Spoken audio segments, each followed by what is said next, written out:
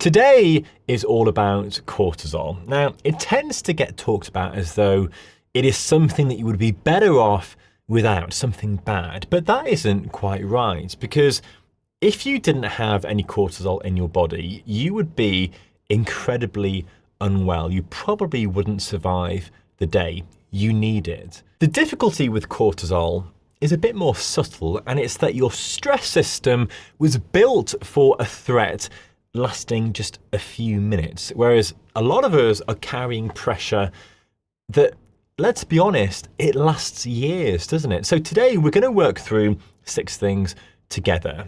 We're going to talk about what cortisol does when it's behaving itself, what changes when the stress never stops, the signs to look out for, why your sleep sits right in the middle of all of this, how movement and food really does change the picture, and then finally the part that happens inside your own head.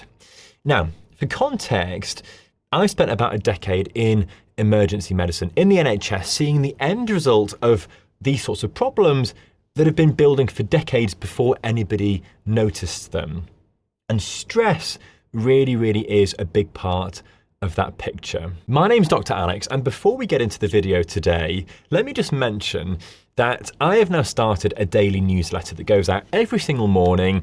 It is just a short one that I write while I'm drinking my coffee in the morning, sometimes a practical tip, sometimes a bit of research that I think you might find useful, and sometimes just whatever I've been thinking about, but will absolutely help you with your health journey. It takes about a minute to read every morning. It's not that lengthy. It is fairly easy on the eye, and it costs absolutely nothing at all. And plenty of you actually have already joined. I've mentioned this just a couple of times, and we've already got over 1,000 of you in our community, and that is amazing. So I really hope you find it useful, and let's carry on with the rest of the video. So the first thing to talk about is what cortisol does when everything is working properly as it should. So cortisol is a hormone, and a hormone is simply a chemical messenger that is made in one part of the body and tells other parts of the body what to do. Now, hormones can act fairly quickly within a few minutes or fairly slowly across days and weeks. Unlike your nervous system, where electrical signals travel down your nerves in just a fraction of a second, so you move your hand off something really hot before you've even thought about it, that sort of reflex. Cortisol is made in your adrenal glands, which are these 2 small glands sitting on top of your kidneys in your lower back. And the thing is, it follows this really important daily pattern. It climbs in the early hours while you're asleep. It peaks about half an hour after you wake up, and then it drifts down very gradually to its lowest around midnight when you're fast asleep. Now, that morning rise actually is pretty important. That is what we want. That is part of what gets you out of bed, because cortisol releases stored sugar from your liver. And since you haven't eaten anything overnight, that is your body's sort of own way of protecting your brain, which needs a very steady supply of energy, and it just cannot go without it. So that is an important mechanism that literally keeps you alive. It also holds your blood pressure steady when you stand up. And in the short term, it helps to calm down inflammation by telling your immune cells to quieten their inflammatory signals, which is why steroid medicines are essentially man-made versions of it. When something alarming happens, like a car pulling out in front of you or the phone going off at 2 a.m. where you think it's one of your family members in trouble, adrenaline arrives within seconds, and then cortisol follows a few minutes behind, releasing energy so that you can deal with that problem. So cortisol isn't really the problem here, and the trouble starts when the system that makes it never really gets to switch off. The next thing to understand is why stress carrying on for months does something different to stress lasting minutes. So what actually happens is a chain of signals starting in a part of the brain called the hypothalamus, which sends a message to your pituitary gland just beneath it, which then signals through your bloodstream to your adrenal glands, and then they release the cortisol. And we call that chain the HPA axis, and basically stands for the hypothalamic pituitary adrenal axis, so 3 parts in that order. Now, the useful thing is that this system has a built-in brake, because once cortisol is circulating, it actually travels back to the brain and then tells it to stop sending the signal. A bit like a thermostat switches the heating off once the room is warm, like until it's reaches a certain temperature, like 21 degrees. But the proper name of that arrangement in your body is called a negative feedback loop. In a very short and sharp stress environment, that system works exactly as designed. You get a rise, you deal with the thing, the brake comes on, and within an hour or so, you are back to where you started, nice and calm. But if that signal keeps arriving day after day after day after day, the parts of the brain meant to hear that stop message basically just become less responsive to it. Now, my nan, before she died, she had a garden that backed onto the railway line. So the trains went past literally around 50 meters from her kitchen window. And as kids, we would, stick our fingers in our ears and then run back inside every time a train came past because it was so unbelievably loud. But it never bothered her at all because she'd stopped hearing them years before because she got used to it. So that is what happens to your brake system. So you end up producing more cortisol while listening to it less well. The next thing to talk about is what this actually looks like from the outside. Now, this doesn't obviously happen to everybody, but these are the common signs that cortisol could be part of the picture. And they're what we often see in people who have been under some enormous pressure for years, whether that's financial or work or family, relationships, whatever. The first sign is weight settling around the middle while their arms and legs stay pretty much the same. And that is because cortisol nudges up your fat storage towards the deeper fat around your organs, which we call visceral fat. And that fat is unusually rich in the receptors that cortisol acts on. The next is blood sugar drifting upwards, and the test for that is HbA1c or A1c, which gives you an average blood sugar reading over the previous 3 months, reported in millimoles per mole in the UK and as a percentage in the US. After that, then your blood pressure can creep up year on year, and also there's an immune side to this as well, where people pick up every bug, cough and cold going around. Now, let me just be really clear and address something that somebody asked in the comments a couple of weeks ago. So I said that cortisol calms down your inflammation, and it does in short bursts. Over years, though, your immune cells stop responding to it properly in the same way that your brain stopped responding. So you get the worst of both, with low-level inflammation simmering away throughout your body, what we call chronic low-grade inflammation, and also less protection when you meet an actual infection. And finally, the last sign that people might notice from the outside is a change in your sleep. Your sleep habits and perhaps your mood as well. So feeling or looking really tired and perhaps getting a bit more grouchy and irritable as well. So falling into bed exhausted and then waking up at 3 or 4 in the morning, or finding that you've got a bit of a shorter fuse these days. You've got a bit of a temper problem perhaps. Now, obviously, all of those things are pretty vague. They all overlap with other things, including an underactive thyroid or a low iron level or sleep apnea as well when we talk about the sleep problems, and also menopause as well. So if any of them sound like you, then that is a conversation to have with your GP or your primary care doctor to exclude other things and investigate what the cause could be.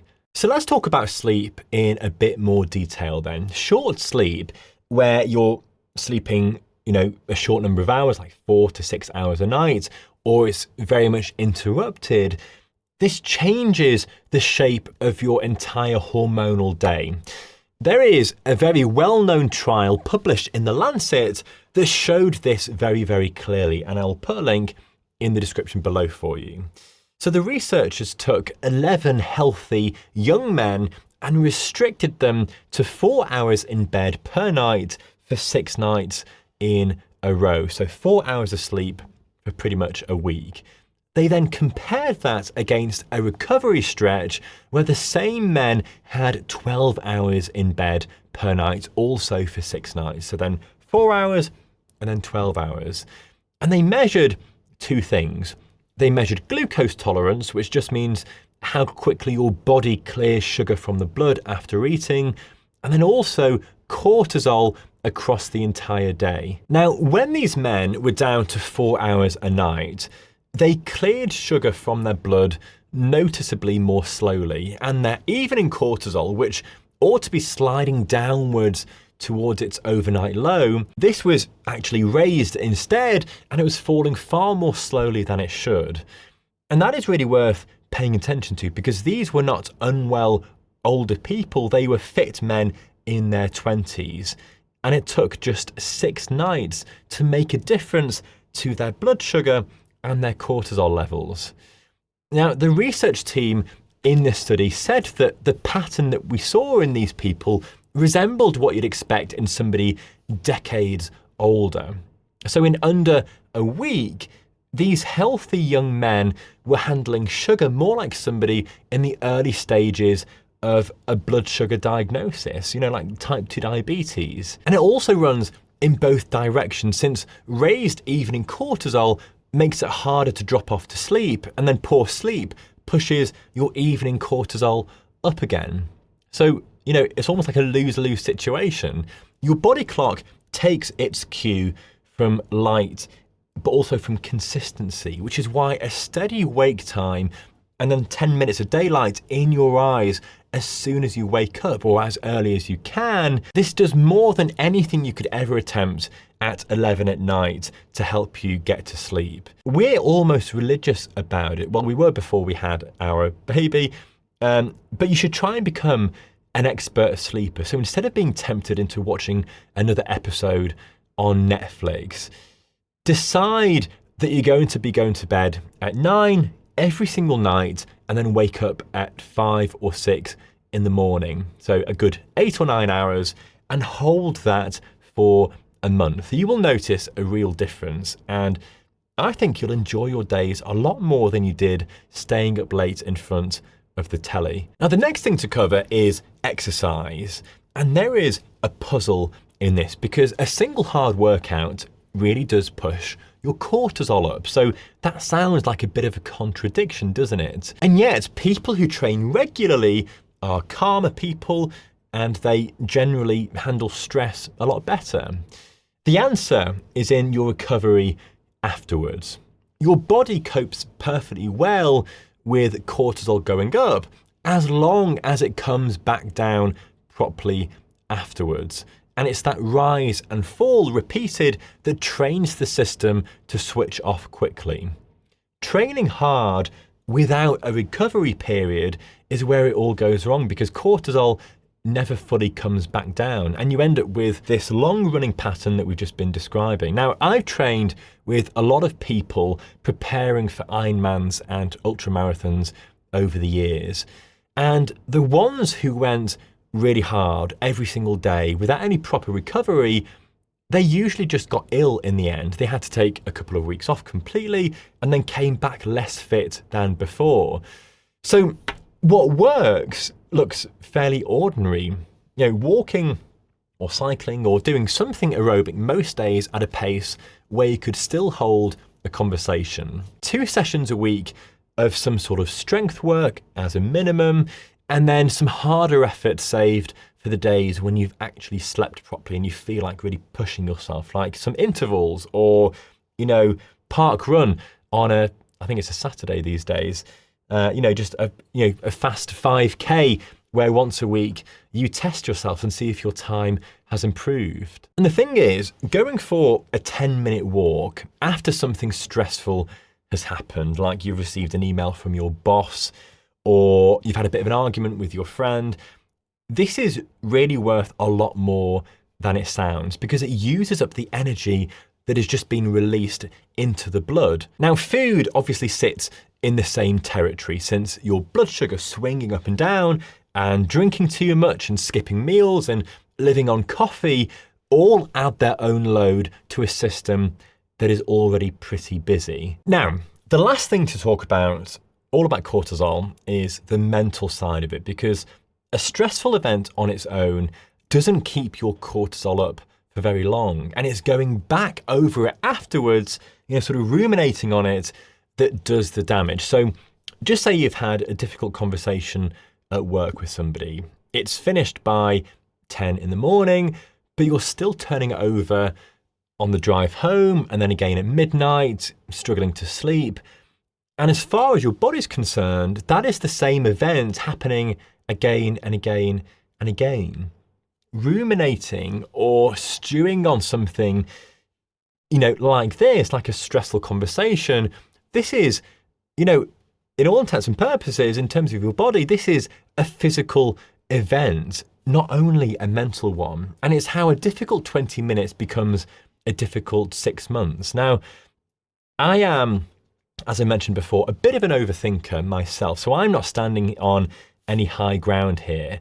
The thing is that what reliably settles my head, well, one, it's exercise, getting out with Mango and, into the fresh air, whatever the weather, but also talking it through out loud with Steph rather than just sort of thinking about it on my own. I am a big believer that a problem shared is a problem halved. So if you're struggling with something, just getting it out to somebody, doesn't matter who it is, more often than not, it will help you. And the thing is, that isn't a soft point either, because studies on social contact suggest that being with somebody you trust really does blunt the stress response that your body produces. Slow breathing helps as well, particularly making the exhale, the out breath, longer than the in breath or the inhale for a couple of minutes. Now, a lot of you will have seen cortisol tests and cortisol lowering supplements advertised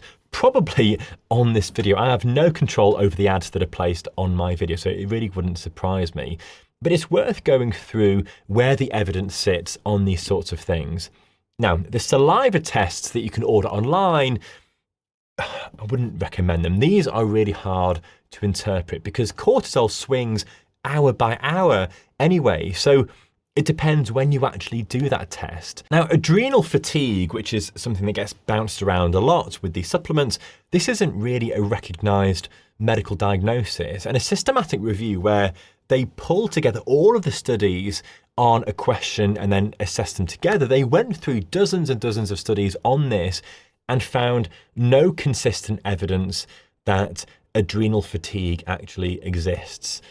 Now, the supplement evidence obviously is pretty thin. So with something like ashwagandha, you're looking at small, short trials showing pretty modest changes on stress questionnaires, which doesn't really come close to sleeping properly. Basically, forget these supplements that are all about cortisol and stress and just do the things that the research points to all the time. So social contact, sharing your problem with somebody else, talking it out, exercise, and also eating anti-inflammatory foods, whole foods, and trying to get away from ultra-processed stuff, because there is tons of research that this really helps with stress as well. Now, none of this is about removing stress from your life, because that isn't on offer for most people. We cannot really change our workplace that easily. Yes, you could leave the job, but it's not realistic for a lot of people. You can't change your family. There are so many causes of stress that really a lot of people cannot touch. What you're after is giving the system time to switch off in between. And the things that help, like I've just said,